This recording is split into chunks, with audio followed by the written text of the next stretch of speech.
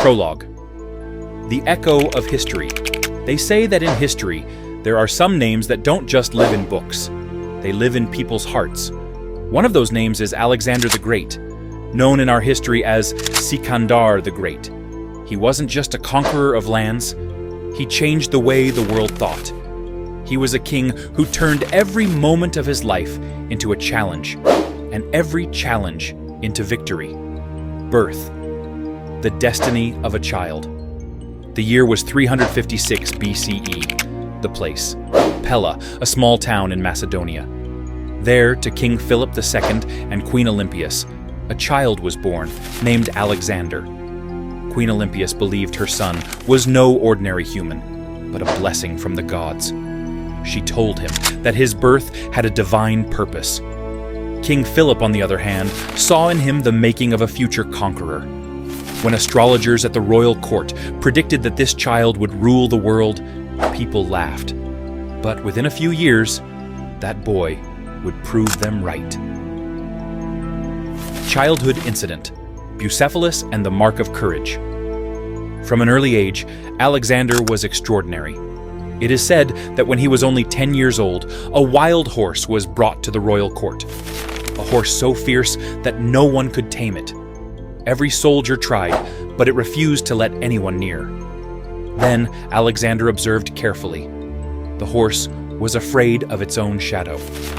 He turned the horse toward the sun so that its shadow fell behind, gently stroked its neck, and within moments the horse calmed down. King Philip, amazed, said, "My son, seek no small kingdom, for the world itself is too small for you." That horse was Bucephalus, who would become Alexander's most loyal companion in the years to come. Education. The meeting with Aristotle. To educate Alexander, the great philosopher Aristotle was chosen. Aristotle didn't just teach him knowledge, he taught him the meaning of life.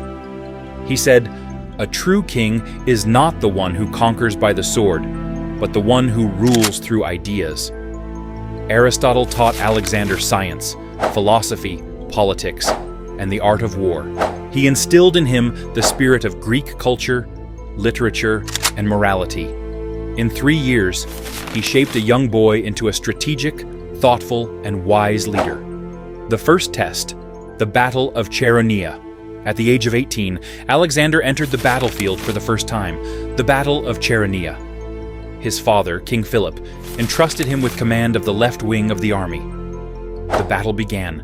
Screams, clashing swords, the scent of blood everywhere.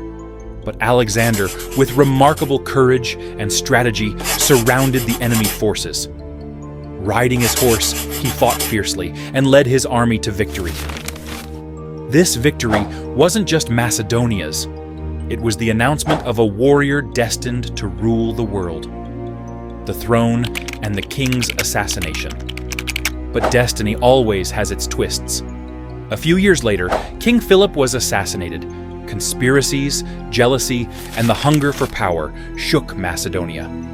In this turmoil, at just 20 years old, Alexander ascended the throne, becoming King Alexander of Macedonia. He swiftly crushed rebellions, united his kingdom, and strengthened his army. Now his eyes were fixed on the Persian Empire, which had once humiliated Greece. In his heart burned a single fire. Now it's time for revenge. The beginning of world conquest marched toward Persia. In 334 BCE, Alexander set out with an army of about 35,000 soldiers toward Persia. His soldiers called him King of Kings because he didn't just command them, he fought beside them. The first battle at the river Granicus. The Persian army was massive, but Alexander's strategy was precise.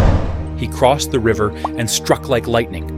Result: Persia suffered its first crushing defeat. Facing Darius, the Battle of Issus now. Alexander faced King Darius III of Persia. The Battle of Issus, 333 BCE. Darius's army, over 100,000 soldiers. Alexander's, barely 40,000. The battle was fierce. Darius spread his army wide across the plain, But Alexander broke through the center with a decisive strike. Darius fled, leaving behind his wife, mother, and daughters, all captured by Alexander. But Alexander treated them with great respect. He said, "A king's victory lies not in humiliation, but in honor." The conquest of Egypt and the birth of Alexandria. Next, Alexander marched into Egypt. The people, weary of Persian rule, welcomed him as a liberator. In Egypt, the priests hailed him as the son of the sun god. There, he founded a new city, Alexandria, which still stands today as a symbol of his legacy. From that moment, he began to be known as Alexander the Great, Son of God. The Battle of Gaugamela, the final decisive war, 331 BCE, the Battle of Gaugamela. One of the greatest battles in history. Darius assembled an enormous force, over 100,000 soldiers, hundreds of chariots, and war elephants. But Alexander spread his army skillfully, creating gaps in the Persian lines, and attacked from behind. Darius's army collapsed, and soon after, Darius was killed by his own men. The Persian Empire was no more. Alexander was now ruler of all Asia, the humanity of the conqueror. Even after his victory, Alexander didn't destroy Persian culture. He celebrated their festivals, protected their temples, and kept their officials in power. He knew that you can rule with the sword, but you win hearts with respect. He married Darius's daughter, a symbol of unity between Greek and Persian civilizations. Toward India, the final challenge. Now, Alexander's eyes turned toward India, then the land of wealth, wisdom, and powerful kingdoms. In 326 BCE, he crossed the Hindu Kush mountains and entered India.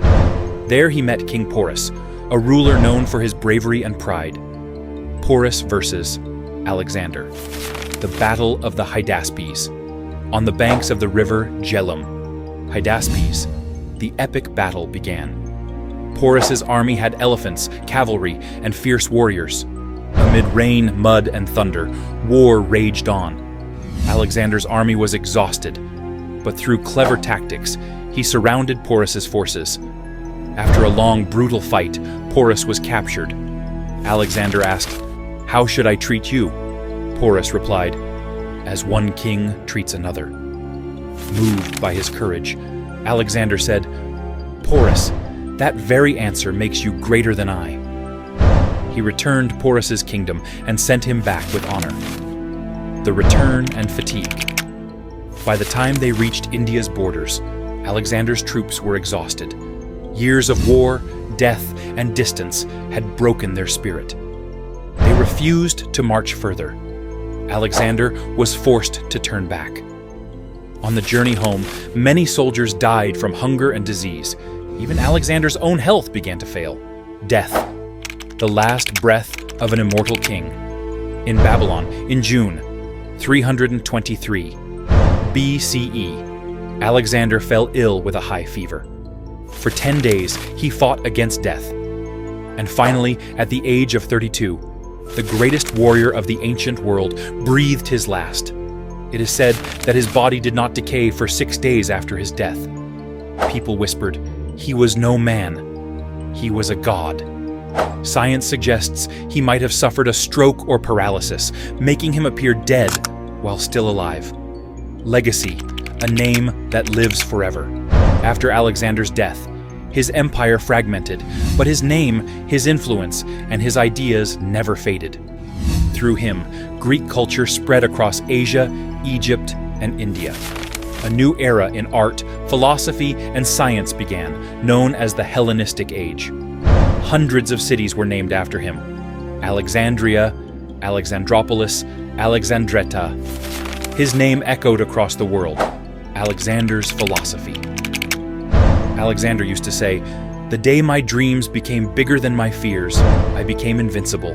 He believed, before conquering the world, conquer yourself. He knew that true strength lay not in the sword, but in thought and self-belief. The end.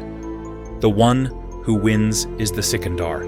Alexander may not walk the earth today, But his story, his vision, his legacy live on through every age. He taught the world that many people dream, but only those who pay the price to make dreams real are called Sikandar, the victors. He is gone, but every time someone defeats their fear and turns the impossible into reality, history repeats itself. The one who wins is the Sikandar.